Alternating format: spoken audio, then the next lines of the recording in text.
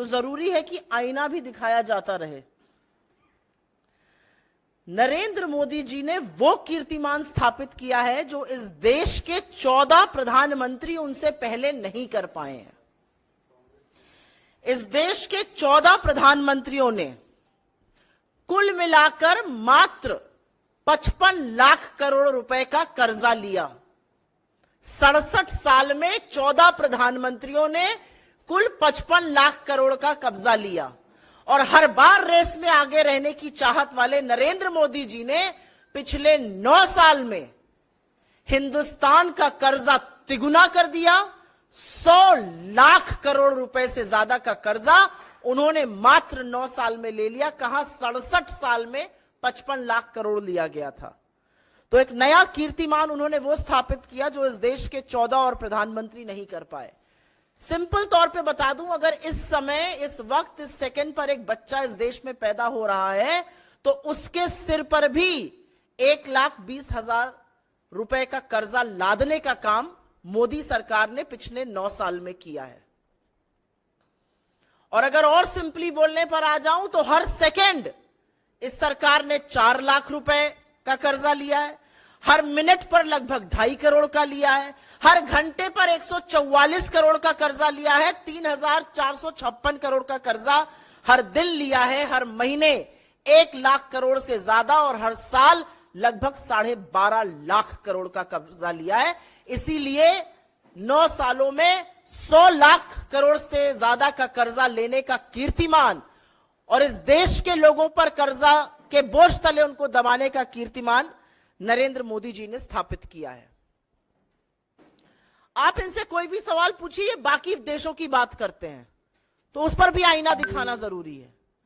भारत का date to GDP ratio, मतलब कर्ज और जीडीपी का जो अनुपात होता है, जो रेशियो होता है, वो 84% पर है इस समय।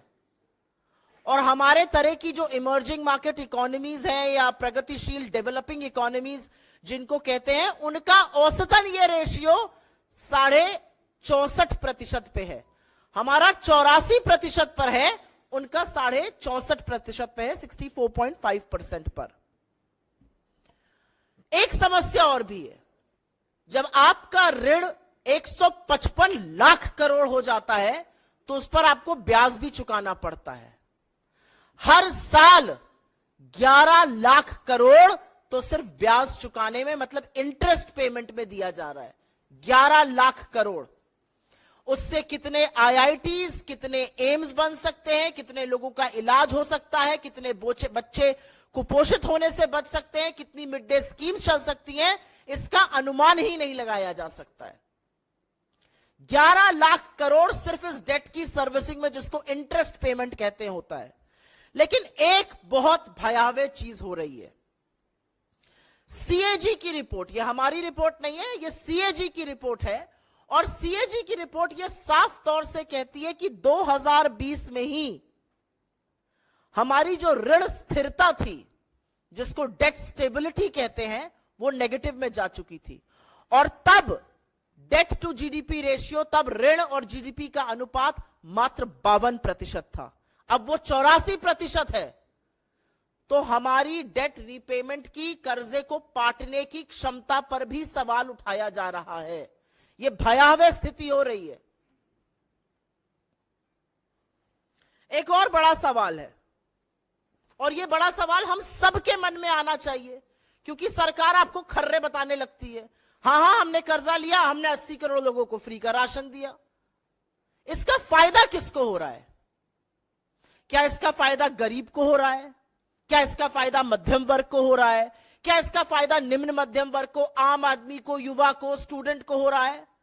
आप सुनकर भौचक्के रह जाएंगे कि ये जो इतना बड़ा बड़ा कर्जा उठाया जा रहा है, हमें और आपको कर्जे के तले दबाया जा रहा है, इसका फायदा न गरीब को है, न मध्यम वर्ग को है। इसका फायदा सिर्फ और सिर्फ पूंजीपतियों को है। इस कर्जा लेने के दौरान 23 करोड़ लोग गरीबी की सीमा रेखा से नीचे चले गए। 83% लोगों की आय कम हुई। 11,000 से ज्यादा तो लघु मध्यम उद्योग, जिनको एमएसएमई कहा जाता है, वो पिछले साल ही बंद हो गए। लेकिन जो अरबपतियों की संख्या 2020 में 102 पर थी, वो जरूर बढ़ के 166 पर पहुंच गई।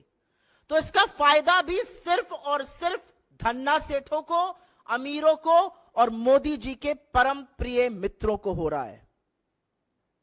अब दूसरा सवाल उठता है, ठीक है उनको फायदा हो रहा है भाई, वो तो part of India growth story है। अगर मोदी जी की सुन लीजिए, हमारा आपका क्या योगदान है, हम कुछ नहीं करते हैं, वो 10% लोग बहुत कुछ करते हैं।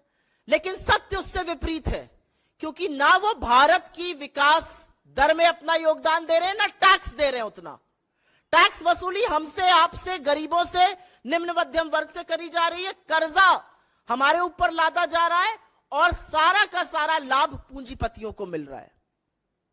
और इसीलिए जो दूसरा एक मुद्दा है पिछले 9 सालों का, एक तो है कि कर्जा तिगुना कर दिया, 100 लाख करोड़ का कर्जा उठा लिया 9 सालों में, और दूसरा एक है जो ये कहेंगे और कहते कहते थकते नहीं है, टैक्स कलेक्शन भी तिगुना हो गया, टैक्स कलेक्शन भी तिगुना हो गया।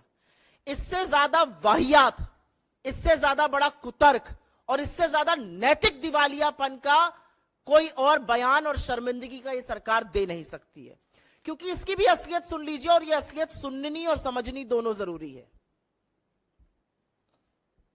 जो भयावह आर्थिक असमानता है इस देश में,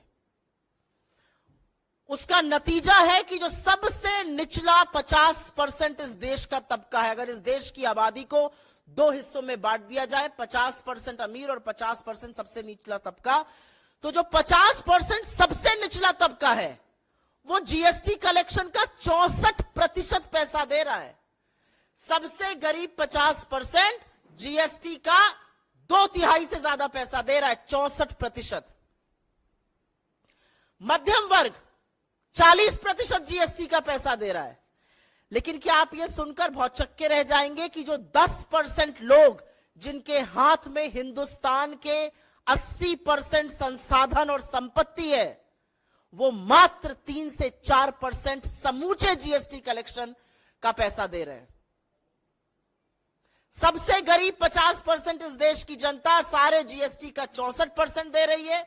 उनके इस पास इस देश की मात्र 3% संपत्ति है, और जिन 10% की इस देश की 80% संपत्ति पर कब्जा करके बैठे हैं, वो मात्र 3% जीएसटी कलेक्शन का दे रहे हैं।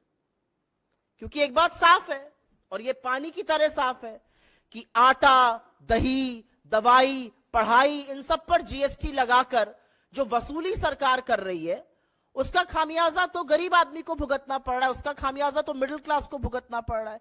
धन्ना सेठ तो सब मस्त है, लेकिन सरकार सब कुछ जानते बूझते हुए भी सिर्फ और सिर्फ छुपाने पर तथ्यों को तुली हुई है। ये सारी चीजें कोई आइसोलेशन में नहीं हो रही हैं। इन सारी चीजों का अर्थव्यवस्था पे प्रभाव पड़ रहा है। हिंदुस्तान की अर्थव्यवस्था का सबसे इंपॉर्टेंट जो पार्ट है वो कंजम्पशन, मतलब उपभोग होता है। हमारा उपभोग जीडीपी का 61.1% था वित्तीय वर्ष 2022 में, वो गिरकर 60% पर आ गया है अभी हाल ही के जीडीपी डेटा में, जिसको लेकर ये कसीदे पढ़ रहे थे। ये बहुत बड़ा भयावह स्थिति है कि देश के लोग गरीबी के चलते, महंगाई के चलते, टैक्स वसूली के चलते कम कंज्यूम कर रहे हैं, कम उपभोग कर रहे हैं। यह गरीबी का सबसे बड़ा सूचक होता है। और आपकी जानकारी के लिए हमने इस मंच से पहले भी साझा किया, अभी भी साझा कर देते हैं, वसूली तो आप ही की जेबों से हो रही है, डाका तो आप ही के पर्स पे पड़ रहा है, आप ही के घर के बजट पर पड़ रहा है। इस देश में अगर परचेजिंग पावर ऑफ रुपी की पैरिटी से देखा जाए तो सबसे महंगी दुनिया की रसोई गैस भारत में बिक रही है, तीसरा सबसे महंगा पेट्रोल भारत में बिक रहा है, 8वां सबसे महंगा डीजल भारत में बिक रहा है। तो भैया अच्छे दिन किसके आए हैं? कहां है वो मायावी अच्छे दिन जो आ ही नहीं पाए हैं? कर्जे के तले हम दबे हैं, उपभोग हम कम कर रहे हैं, महंगाई से हम त्रस्त हैं, लगातार पेट्रोल, डीजल, एलपीजी के दामों को बढ़ाया जा रहा है। और अंत में एक बात मैं ये जरूर कहूंगी कि ये कहनी जरूरी है कि जो टैक्स वसूली हो रही है, चाहे वो जीएसटी के थ्रू हो, चाहे वो एक्साइज ड्यूटी, फ्यूल के थ्रू हो, जहां पर आपको महंगा एलपीजी, महंगी पेट्रोल, महंगी डीजल, और डीजल के महंगे होते बाकी फल, फ्रूट, सब्जी जो सब महंगी है, उसका प्रभाव आम आदमी पर पड़ रहा है। उसका प्रभाव मोदी जी के मित्र मंडली पर नहीं पड़ रहा है, धन्ना सेठों पर नहीं पड़ रहा है। और इसीलिए अंत में हम यह जरूर कहना चाहते हैं कि गुजरात के मुख्यमंत्री रहते हुए बड़ी बड़ी बातें करते थे मान्यवर। बातें तो ऐसी करते थे कि दिल्ली में बैठी हुई एक इनकॉम्पिटेंट करप्ट सरकार है। वो अलंकार, वो नाकामी के, वो निकम्मेपन के, वो भ्रष्टाचार के अलंकार अब मोदी सरकार से ज्यादा अलंकृत किसी को नहीं करते हैं। और इसीलिए हम इस मंच से मांग करते हैं कि इस देश को कर्जे के तरह दबाने के लिए, इस देश में टैक्स वसूली के चलते, इस देश में जो आर्थिक असमानता बढ़ी है, जो अर्थव्यवस्था पूरी तरह से ध्वस्त हो चुकी है, जो ना आप सुर्खियों से ठीक कर सकते हैं, ना आप व्हाट्सएप फॉरवर्ड से ठीक कर सकते हैं, उसको ठीक करने के लिए तो आपको आर्थिक प्रबंधन पर ध्यान देना होगा। लेकिन इस मंच से हम एक श्वेत पत्र की मांग करते हैं, क्योंकि भयावह स्थिति भारत की इकोनॉमी की है और उसका जवाब जरूर